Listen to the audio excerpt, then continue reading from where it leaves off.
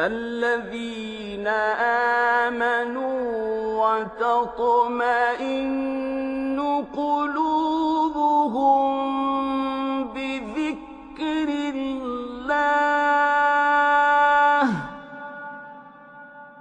ألا بذكر الله تطمئن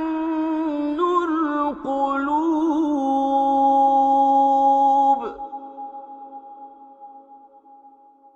الذين آمنوا وعملوا الصالحات طوبى لهم وحسن